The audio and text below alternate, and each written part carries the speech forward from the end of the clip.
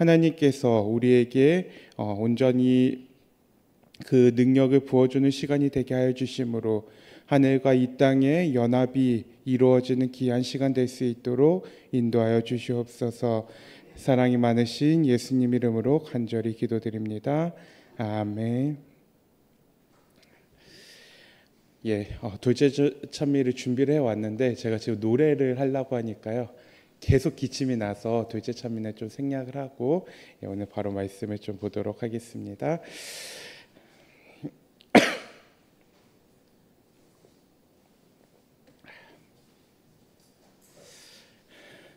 네, 안녕하십니까. 제가 감기가 2주 전에 이제 걸려서 이제 다 나았는데 이게 기침이 안 떨어집니다. 특히 언제 기침이 안 떨어지냐면 에어컨 바람이 있으면 기침이 안 떨어집니다. 그래서 제가 오늘 계속 컨디션이 괜찮다가 이제 교회 오는 준비를 할 때 에어컨을 좀 한 번에 많이 쐈더니 갑자기 안 좋아져서 제 이 말씀을 전하는 시간 동안 이 기침이 멈출 수 있도록 우리 성도님들께서 함께 기도해 주시면 좋겠습니다.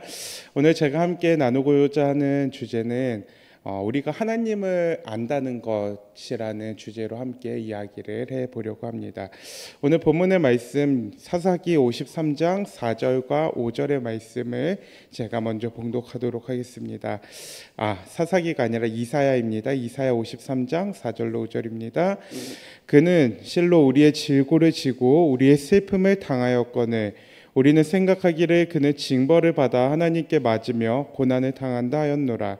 그가 찔림은 우리의 허물 때문이요 그가 상함은 우리의 죄악 때문이라. 그가 징계를 받음으로 우리는 평화를 누리고 그가 채찍에 맞음으로 우리는 나음을 받았도다 라고 기록합니다. 요즘 인터넷에 나오는 그 도움을 주는 후원을 유도하기 위한 영상을 제가 요즘 자주 접하게 되는데 그 영상 중에 한 남자아이가 초등학교 6학년 남자아이입니다. 근데 이 남자아이가요 학교를 이제 마치고 하교를 하면서 집에 가는 동안요 어떤 행동을 계속하면서 걸어가냐면 병을 줍습니다. 그래서 이제 뭐 어떤 할머니나 할아버지께서 이렇게 음료수를 마시고 그 병을 옆에다 잠깐 놔두면은 뭐 그곳에 가가지고 이 병 가져가도 돼요? 이러면서 뭐 병을 가져간다든지 아니면 쓰레기 더미에서 뭐 병을 이렇게 가져가요. 그런데 그 병을 가져가는 이제 장면이 나오고 난 다음에 이 아이가 처한 상황에 대해서 이제 설명을 하는데 어떤 설명을 하냐면 할머니를 모시고 이제 부모님은 안 계시고 할머니와 함께 사는데 이 할머니께서 1년 전부터 이제 병이 심해져서 이제 그 시장에 반찬을 팔러 나가지도 못하는 상황이 되니까 이 아이가 어쩔 수 없이 자기가 무엇이라도 해야겠다라는 생각 그리고 할머니를 도와야겠다는 생각으로 자기가 할 수 있는 병을 줍는 일을 하기 시작했다는 것입니다. 근데 이 아이가요 참 열심히 그 병을 줍는 모습을 보면서 저도 좀 마음에 감동이 전달이 되었는데요.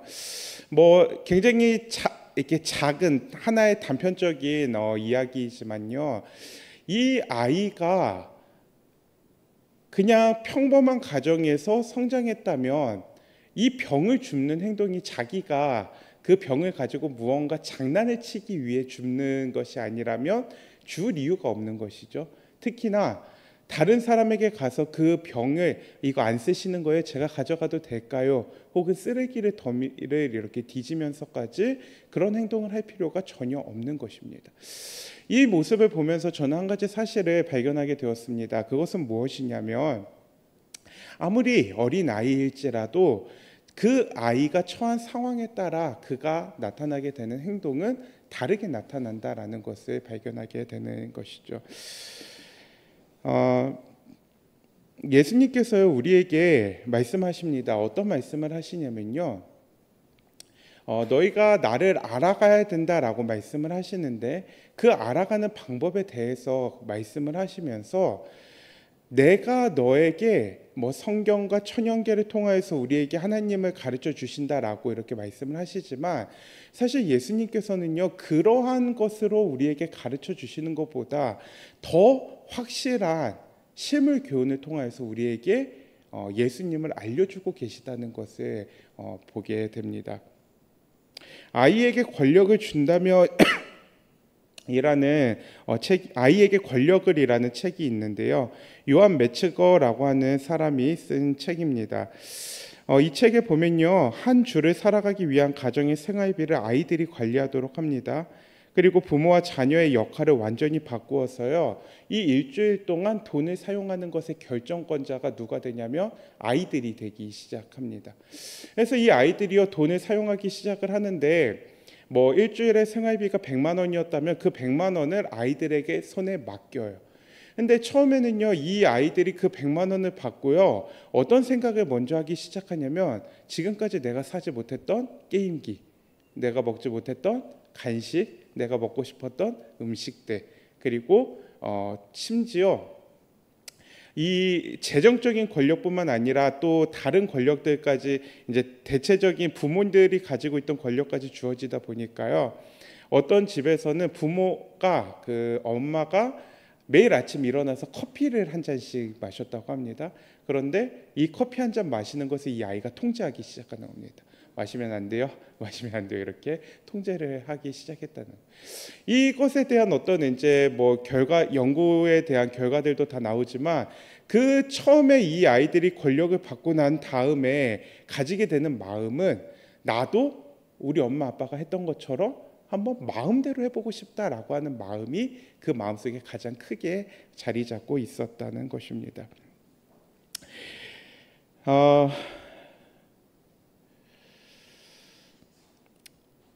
또 어떤 재미있는 또 하나의 가정에서는요, PC방에 맨날 가지 못하게 하는 아버지를 억지로 손을 붙잡고 PC방에 끌고 가서 함께 게임을 하는 뭐 이런 장면도 나타났다고 합니다.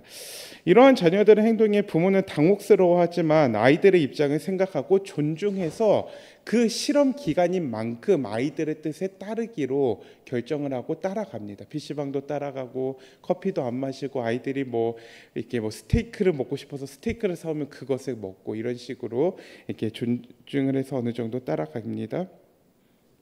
근데 어느 정도 자신의 마음대로 권력을 사용하던 아이들이요, 시간이 지나고 가족의 생활비를 관리하면서요, 결국에는요, 어려움을 호소하기 시작해요. 그리고 자신의 의지와 뜻대로 되지 않자 짜증을 내고 화를 내면서 탈선의 모습을 보이기 시작합니다. 내 마음대로 해도 되니까 아이들에게서 가장 많이 나타났던 행동 중에 하나는 학교를 가지 않는 것이었습니다. 그리고 왜 학교를 가지 않아? 그러면 내 마음이에요, 이러면서 이제 가지 않는 것이죠. 하루 종일 집에서 게임을 하며 시간을 보내고, 또 형제끼리 이제 이 권력이 아이들에게 주어지다 보니까 형과 동생이 서로 싸우기 시작해요. 처음에는 여유가 많이 있으니까 너 이거 사고 나 이거 사고 그렇게 하는데, 이제 이 재정적인 것이 계속 줄어들다 보니까 형은 계속 사고 싶은 게 있고 동생은 사고 싶은 게 이렇게 충돌하다 보니까 결국에는 싸움이 일어나게 됩니다. 더 이상 나빠질 것이 없는 상황에서 실험을 맞춰야 할지 고민하는 순간에, 그 정말 마지막, 진짜 이거는 아무런 효과가 없다라고 느껴지는 그 마지막 순간에 아이들이 조금씩 변하기 시작합니다. 남을 배려하면서 자신이 처한 답답한 상황보다 함께 어떻게 이겨나갈 수 있을지를 고민하게 되는데요.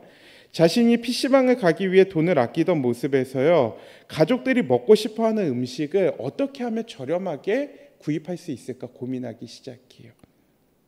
여행을 가기로 결정한 가족의 자녀들은요, 가족이 무엇을 먼저 먹고 싶은지 물어보고, 자신은 그것을 먹고 싶지 않지만 엄마 아빠가 먹고 싶은 그 음식을 준비하기 위해서 자신이 먹고 싶은 것을 포기하는 모습들이 나타나기 시작합니다.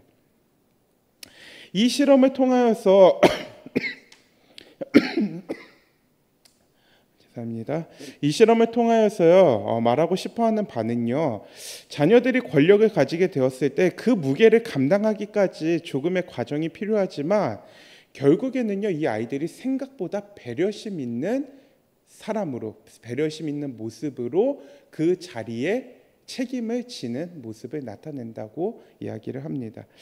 또 하나는 부모와 자녀가 서로의 입장에서 느낄 수 있는 어려움을 경험하면서 서로에 대한 이해가 깊어져서 실제로 이 연구가 끝나고 난 다음에 이러한 과정, 어려움의 과정들이 있었지만 이 과정들을 무사히 맞춰진 과정에서는요, 서로를 더 이해하고 또 협력하고 연합하는 모습을 가지게 되었다라고 결론을 맺고 있습니다. 우리 아이들이요, 생각보다요 잘합니다. 대단해요. 생각보다 맡기면은 너무 잘합니다. 안식일 아침마다 이렇게 예배를 드리고 있습니다. 초등학생들을 데리고 예배를 드리는데요. 이 아이들을 통해서 예배가 진행이 되고 있습니다. 사회, 기도자 모두 아이들에게 순서가 맡겨졌고 아이들이 예배를 진행하고 있습니다. 처음에는 정말 고민이 많이 되었습니다. 이게 제대로 될까라는 고민을 했지만 지금은 제가 예배를 순서를 배정도 하지 않습니다. 예배 부장이라고 하는 한 아이가 그 주에 누가 기도를 하고 누가 사회를 할 건지 다 찾아가서 부탁을 하고 그러면 기도를 써오고 혹 못 써오는 친구들은 저한테 와서 기도를 쓰고 이런 이제 과정을 통해서 제가 한 가지 깨닫게 된 사실은 아이들에게 시키면 내가 생각한 것보다는 훨씬 잘한다라는 것을 깨닫게 되었습니다. 아이들은 참 잘해요. 그런데요, 이 실험을 통하여서 또 한 가지 이제 전제되어지는 조건이 있었습니다. 그것은 무엇이냐면요, 부모와 자녀가 자신의 역할과 자리를 분명하게 인지하고 있었던 가정, 기본적인 절제와 배려심이 교육된 가정에서 성공적인 실험 결과가 나타났다라고 이야기를 하는 것입니다. 그러니까 원래도 부모님의 말씀을 듣지 않고 자신의 마음대로 행동을 하던 집에서는 이런 이제 현상이 나타나지 않았다는 것이죠. 올바로 부모님의 그 권위와 또 자녀가 자신이 받아야 되는 그 보호들을 인정하는 가정에서 이런 실험들이 이루어졌을 때 이렇게 유의미한 결과가 나타나게 되었다라고 이야기를 하는 것입니다. 위 실험을 분석하면서 가정에서 신뢰와 배려를 가지게 되는 역지사지의 과정이 포함되어 있다는 것과 제대로 된 교육으로 지성을 가진 자녀들에게 충분한 기회를 제공했을 때 크게 성장한다는 사실을 깨닫게 됩니다. 그런데요, 예수님께서요, 우리가 이 자녀들과 부모 사이에서 일어났던 이 권력의 이동이라고 이야기를 하거든요. 권력이 아이들에게 완전히 이동되는 과정을요, 사실 먼저 보여주셨던 분이 바로 예수님이라는 사실을 우리는 발견하게 됩니다. 이사야 53장 5절에 그가 찔림은 우리의 허물을 인함이요 그가 상함은 우리의 죄악을 인함이라. 그가 징계를 받음으로 우리가 평화를 누리고 그가 채찍에 맞음으로 우리가 나음을 입었도다 라고 기록하고 있습니다. 성경은요, 예수님의 자녀와 화목하기 원하시어서요, 하나님께서는요 그 예수님을 통하여서 어떤 마음을 가지고 이 땅에 오셨다라고 이야기를 하냐면 역지사지의 마음을 가지고 이 땅에 오셨다라고 이야기를 해요. 예수님께서는요, 우리의 부모로서 우리가 가진 모든 약점과 고통을 자신이 대신 지셨어요. 하늘에서 가지시는 모든 존귀와 영광과 능력을 내려놓으시고 우리의 허물을 인하여 찔리시고 죄악을 인하여 상하고 우리의 평화와 나음을 위하여 그 모든 살들이 찢겨나가는 고통을 당하셨다고 성경은 기록하고 있습니다. 왜 그렇게까지 하셨냐라고 이야기를 하면요, 예수님께서는요 우리에게 구원을 주시기 위해 우리에게 영원한 생명을 선물로 주시기 위함이라고 이야기를 하는 것이죠. 어떤 친구가 제가 수업을 하는데요, 이런 질문을 했습니다. 목사님, 하나님은 신이신데 그럼 하늘에서 그냥 이렇게 뭐 깨끗한 죄를 씻겨주는 물 같은 거 이렇게 뿌려가지고 그냥 다 깨끗하게 하시면 되잖아요. 근데 왜 그렇게 인간으로 오셔서 굳이 십자가에 달려 돌아가셨어야 되나요? 라고 질문을 하였습니다. 왜 그렇게 하셨을까? 그것이 우리가 가지게 되는 정말 해결되지 않는, 대략적인 것은 알지만 그 깊은 마음까지는 알 수 없는 아주 놀라운 섭리이자 비밀이라고 하는 것이죠. 에베소서 2장 4절에서 5절 그리고 8절의 말씀을 잠시 읽겠습니다. 긍휼에 풍성하신 하나님이 우리를 사랑하신 큰 사랑을 인하여 허물로 죽은 우리를 그리스도 예수 안에서 살리셨고 너희가 그 은혜를 인하여 믿음으로 말미암아 구원을 얻었나니 이것이 너희에게서 난 것이 아니요 하나님의 선물이다라고 이야기를 합니다. 예수님께서요 이 땅에 오셔서 우리에게 주신 선물을 통하여서요 우리에게 주어진 것이 있는데 그것은 무엇이냐면 내가 영원히 살 것인지 아닌지를 선택할 수 있는 결정권이요 누구에게 주어졌냐면 나에게 주어진 것입니다.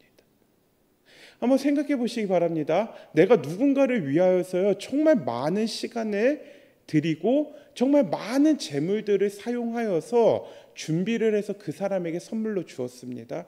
그런데요 그 사람이 그것을 받을 것인지 받지 않을 것인지를 선택한다 그러면 어떤 마음일까요? 물론 그런 일들이 대다수일 것입니다. 우리가 교회에서 전도회를 할 때도 정말 간절한 마음으로 많이 준비하지만 그걸 선택하는 것은 그 사람들의 몫이에요.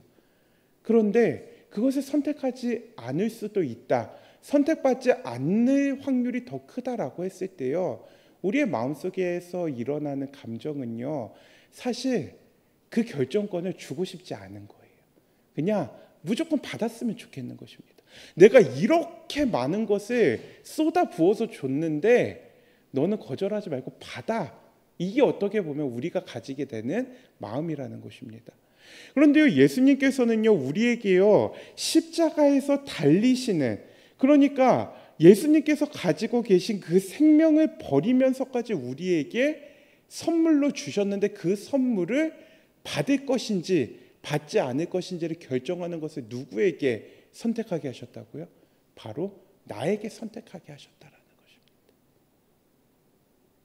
하나님께서요 그 권력을 가지고서 너 이거 무조건 받아야 돼라고 말씀하신 것이 아니라 내가 이렇게 준비했는데 너가 가져갔으면 좋겠어라고 오늘 우리에게 애원하고 계시는 것이.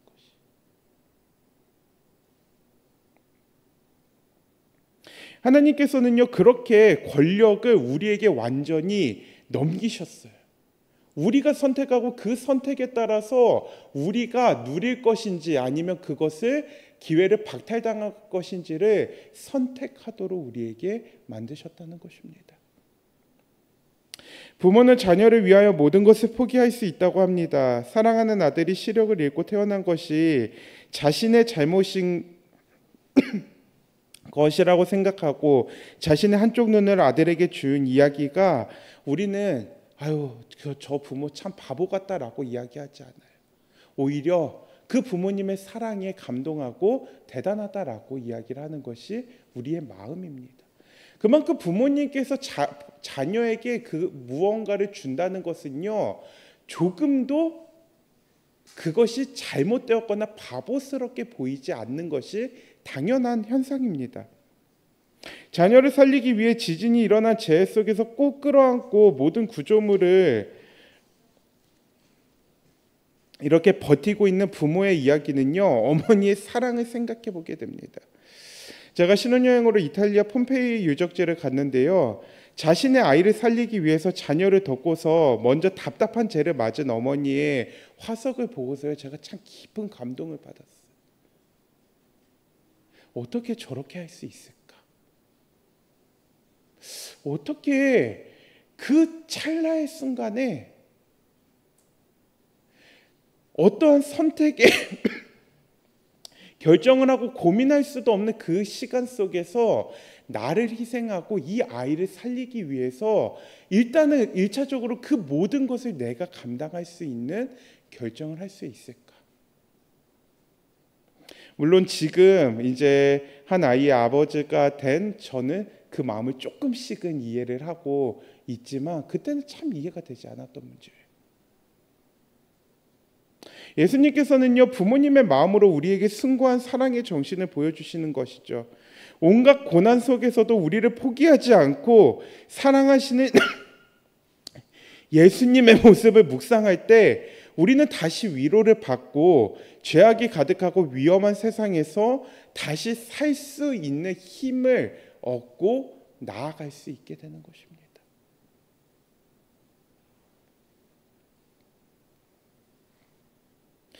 지금까지 말한 것은요, 우리가 흔히 접하게 되는 세상의 법칙이며 내림으로써 내려오는 사랑의 법칙입니다. 부모가 자녀를 사랑하여 목숨을 버렸다고 하여서 그것을 이상하게 생각하거나 비난하지 않아요. 그런데 이제 조금 더 나아가서요, 성경에서 기록하고 있는 예수님께서 우리에게 보여주셨던 그 사랑의 모습을 조금 더 살펴보려고 합니다. 서두의 실험과 연결하여 한 가지 문제가 성경과 연결이 되어 있습니다. 그것은 무엇이냐면요, 부모님이 자녀의 입장이 되어서 PC방을 가고 마음대로 음식을 먹지도 못하면서 하기 싫은 것을 억지로 해야 되는 감정이 있잖아요. 아들이 PC방을 가는데 난 가기 싫은데 그러면서도 끌려가야 되는 그 마음. 하고 싶은 것을 하지 못하는 자녀들의 속상한 감정을요, 부모가 이해하는 모습이 나타나기 시작해요. 그래서 이 실험이 다 끝나고 난 다음에요, 자녀들이요, 게임을 하고 싶어하고 무언가 먹고 싶은 그게 있을 때요, 이 부모들이요, 조금 강력하게 혹은 조금 이렇게 단호하게 이렇게 뭔가를 혼내거나 하는 모습들이요, 완전히 바뀌게 됩니다. 그러면서요, 너가 하고 싶은 그 마음은 알지만 그럼에도 불구하고 부모의 엄마 아빠의 마음은 그것을 조금 줄여갔으면 좋겠어 라고 하는, 서로 협의를 하고 그 의사결정 과정 속에서 어떤 결론을 도출해내는 모습을 나타내기 시작합니다.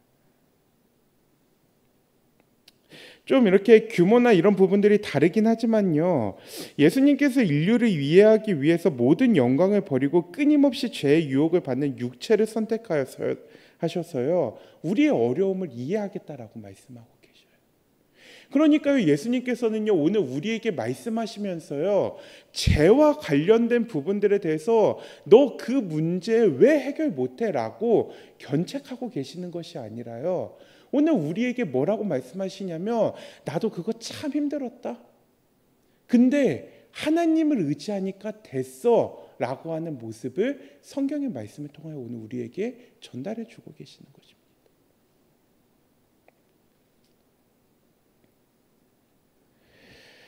예수님께서는요, 그 모든 영광을 내려놓으실 때도 우리의 진정한 행복을 위하여 하나의 법칙을 제시하십니다.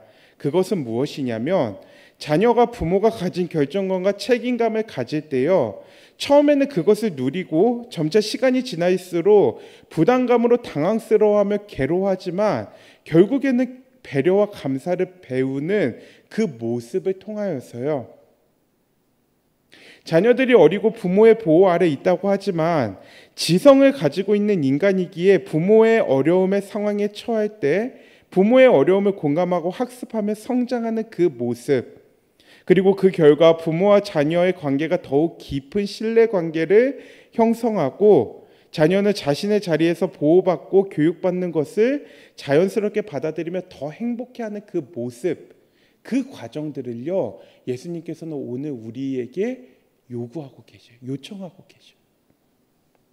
하나님께서는요, 인간의 지성을 가진 존재로 만드신 분명한 목적이 있습니다. 하나님께서 명령하신 것을 기계처럼 따르게 하지 않으시고 우리가 생각하고 학습한 것을 토대로 하나님과 더 깊은 관계를 유지하고, 왜 하나님께서 나에게 이렇게 하셨지? 왜 하나님께서 나에게 이것을 하라고 하셨을까? 라는 부분들을 고민하고 그 예수님의 모습들을 계속해서 배우는 과정 속에서요, 우리는 하나님을 알아가게 된다는 것입니다. 사랑하는 성도 여러분, 우리가 하나님을 이런 과정을 통해서 알아가고 계신가요? 우리가 하나님께서 왜 이것을 하지 말라고 하셨을까 고민을 하다가, 시간이 다 지나고 나니까 하나님께서 이래서 하지 말라고 하셨구나 깨닫고, 정말 우리 하나님은 너무 나를 사랑하시는 분이다. 이런 과정을 통해서 우리가 하나님을 알아가고 계신가요? 아니면 하나님 하지 말라 그랬는데 하고 싶은데 하지 말아야지. 근데 그 마음속에 불평이 계속 있는 거예요. 왜 하지 말라 그랬을까? 나 하고 싶은데. 제 친구들 중에요, 그런 마음으로 가지고 있다가요, 그런 마음들이 좀 강했던 친구들이요, 지금 교회에 남아있는 친구들이 없어요. 정말 치열하게 싸우더라도요, 왜 하나님께서 나에게 이걸 하지 말라고 하셨지를 끝까지 고민하고서요, 하나님의 마음을 조금이라도 깨닫고 알아가는 친구들, 사람들이요, 하나님을 알고 교회에 남아있는 것이지, 그냥 하나님께서 하지 말라 그랬으니까 처음에는 저는 절대로 하나님의 말씀에 순종합니다 하고 따라하다가요, 그 마음속에서요, 근데 나 이거 하고 싶은데 하나님 왜 나 불행하게 만들지? 이런 생각을 가지면요, 하나님을 알아갈 수가 없다는 것이. 로마서 1장 28절에 또한 저희가 마음에 하나님 두기를 싫어하매 하나님께서 저희를 그 상실한 마음대로 내어버려 두사 합당치 못한 일을 하게 하셨다라고 성경은 기록하고 있습니다. 예수님께서 가지신 고난과 고민을 처음 접하면요, 너무나 무겁고 부담이 됩니다. 예수님께서 이 땅에 인간으로 오셨다는 그 사실만으로도요, 정말 정상적인 양심과 도덕성을 가진 사람이라면요, 그 이야기, 나 때문에 누군가 죽었다는 그 이야기가요, 정말 부담이 되고 무거워요. 그러니까 그것을 부정하고 싶은 것입니다. 아니야, 나 때문은 아닐걸? 아니면 그 예수님이 지금 나한테 어떤 분이신지 나는 모르겠는데 자꾸 회피하는 것이죠. 그런데 우리는 그 과정을 거쳐서 지금은 하나님을 인정하고 하나님께서 나를 위하여 목숨을 버리셨다는 것을 깨달은 존재들이죠. 그럼에도 불구하고 그 과정 속에서 하나님께서 우리에게 요구하시고 이렇게 주시는 어떤 명령들이 부담스럽고 어려움을 처해 가지만, 지금 우리 신앙인들의 삶을 살펴보면요, 우리는 그 과정 속에서 어떠한 결론들을 얻고 있냐면, 그 부담감을 받고 그 부담감이 다시 하나님께 대한 사랑으로 돌려지고, 하나님의 명령이 내려왔을 때 또 그 명령이 어떤 뜻일까를 고민하고 하나님을 알아가고, 그러한 과정들이 계속 진행이 되면서 품성의 개발이 일어나고, 그 품성의 개발이 이루어지는 과정을 통하여서 우리는 하나님께 한 걸음씩 가까이 나아가고 있다는 것이, 성숙해져 가고 있어요. 신앙인으로서 더 하나님께 가까이 나아가고 있다는 것입니다. 이것이 하나님께서 오늘 우리에게 주신 하나님을 알아가는 과정이고 방법이라고 설명하고 있는 것입니다.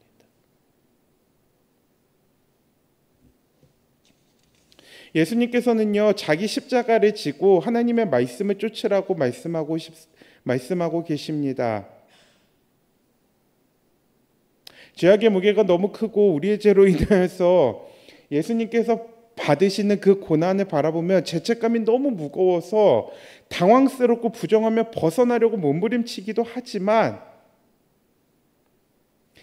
그럼에도 불구하고 그 부담감을 내가 계속해서 안고 하나님의 그 법, 하나님께서 둘러주신 그 보호막 아래에서 계속해서 고민하고 하나님을 묵상하고 예수님을 찾아가다 보면 우리는 예수님의 자녀로서 적합한 자로 서 있게 된다고 성경은 이야기하고 있어요. 고린도후서 1장 3절로 5절의 말씀을 봉독하겠습니다. 찬송하리로다. 그는 우리 주 예수 그리스도의 하나님이시요 자비의 아버지시요 모든 위로의 하나님이시며 우리의 모든 환난 중에서 우리를 위로하사 우리로 하여금 하나님께 받는 위로로서 모든 환난 중에 있는 자들을 능히 위로하게 하시는 이시로다. 그리스도의 고난이 우리에게 넘친 것 같이 우리의 위로도 그리스도로 말미암아 넘치는도다. 아멘. 예수님의 고난과 고민에 동참하며 인류를 바라보면 우리를 위로하시는 하나님을 깨닫게 되고 찬송하게 되는 것입니다. 그렇기 때문에 우리의 삶에서 나오는 찬송은 굉장히 중요한 모습이에요.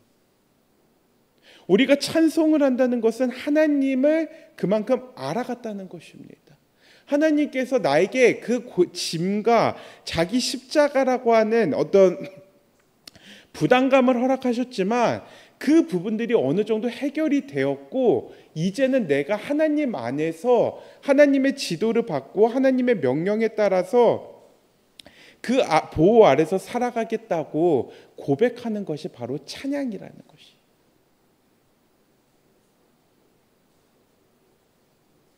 사랑하는 성도 여러분, 하나님과 나의 관계를 생각해 보시는 시간이 되시기를 간절히 바랍니다. 흔히 생각하는 하나님과 나의 관계는요, 5가지로 정의할 수 있습니다. 첫 번째는요, 나와 아무 관계 없는 사이. 두 번째는요, 심판자와 죄인의 관계다라고 생각할 수가 있어요. 세 번째는요, 아버지와 자녀의 정상적인 관계. 네 번째는 아버지와 자녀의 비정상적인 관계. 다섯 번째는요, 잘 모르겠는 관계. 이렇게 5가지로 정의가 될 수 있습니다. 아버지와 자녀의 정상적인 관계는요, 부모가 자녀를 이해하는 것에서 끝나는 것이 아니라요, 자녀도 부모가 가진 고민과 심정을 경험하면서 깊은 신뢰와 유대를 쌓아가고 그 안에서 가정에서 이루어지는 법칙들과 규칙들이 시스템화되어서 지켜지는 것이 바로 올바른 관계라고 이야기합니다. 부모가 가진 문제를 해결해 줄 수 없고 계속하여 그 책임과 부담을 가질 수 없지만 어떠한 마음에서 그 결정을 내리는지 마음을 이해할 때요, 자녀는 행복하고 정상적인 가족의 관계를 유지할 수 있게 되는 것입니다.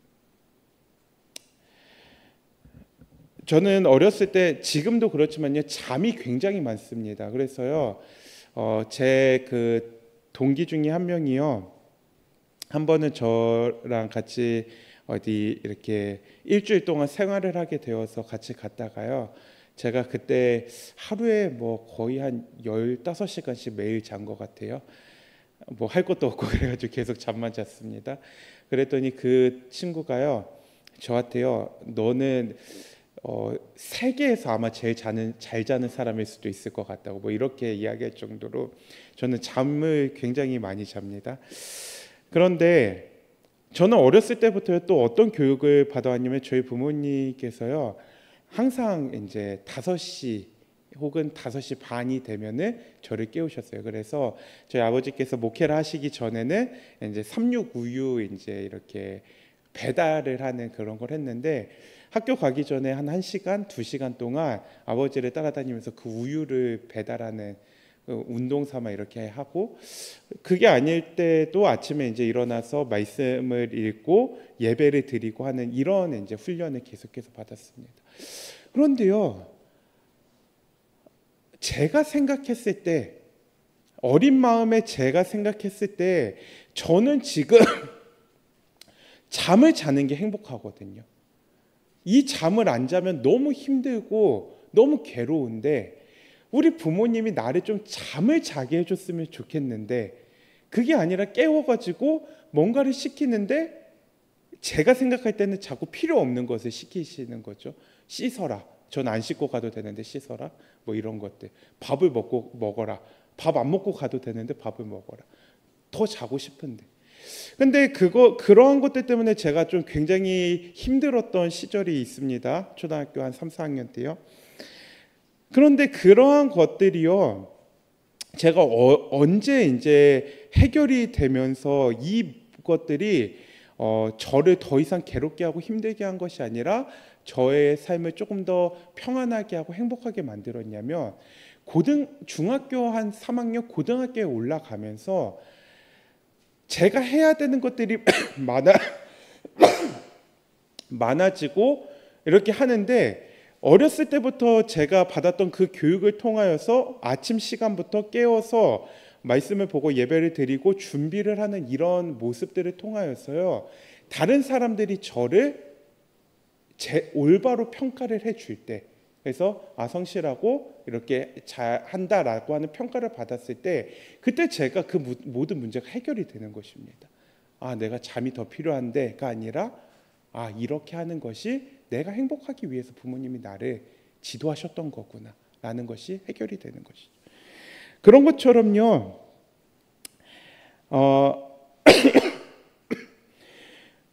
우리 하나님께서 왜 나에게 그런 명령을 내리셨는지 그 문제가 해결이 됐을 때요, 우리는 하나님을 인정할 수 있게 되는 거예요.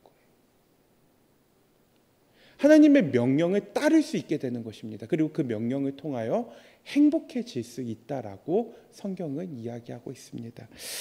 앞으로 살아갈 한 주 동안 하나님께서 우리에게 제시하신 행복의 법칙을 좀 기억하고 살아가시는 한 주가 되었으면 좋겠습니다. 이러한 법칙을 통하여 하나님의 고난과 고민을 묵상하고 지금 나의 자리가 하나님께서 허락하신 엄청난 행복의 자리임을 깨닫게 되시기를 간절히 바라요. 우리가 가지고 있는 지금의 자유의지와 우리가 지금 선택하고 있는 하나님께로 나아가고자 하는 한 발자국 한 발자국은요, 사실은 원래 우리 게 아니라는 것을 꼭 기억해야 됩니다.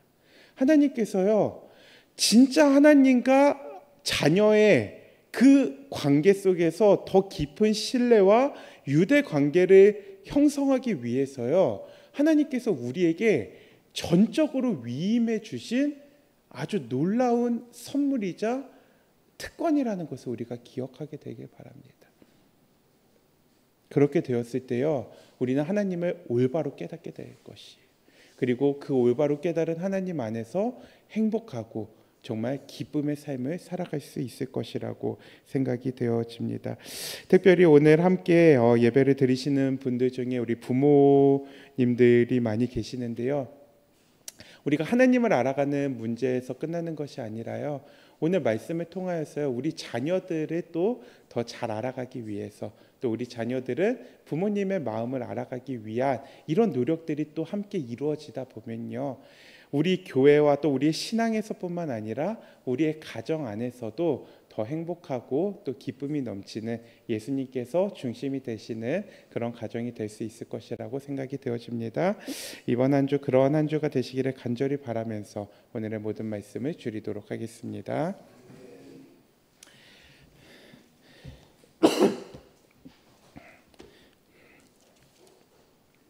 네, 우리 찬미 404장 찬미 부르시겠습니다.